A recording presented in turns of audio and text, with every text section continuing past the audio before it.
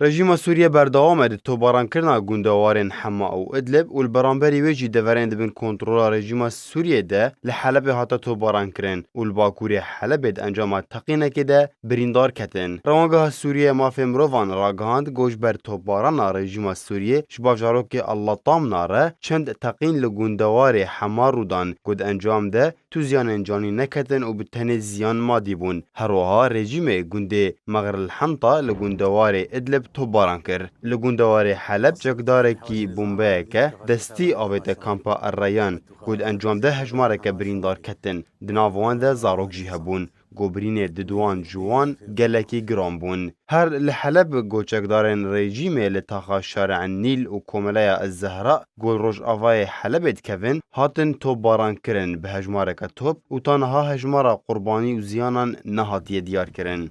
لدرعای رژیم باجاروکی نمر لباشور روش آوای درعای توباران کر گود انجام ده 14 ولاتی بریندار کتن و یک جی هاته کشتن. هر لدرعای رژیم راگاند گوه باجاروکی التل گویک جخالن گرنگن لدرعای کنترول کر. هروها گنده کفر شمس و ام العویج و التیحه و زمرین لگندوار باشور روش آفای درعای کنترول کرن. اویکته پشتی توبارانک گران جعالی بالافرین روسی و بالافرین رژیم سوریه لسروان گندان.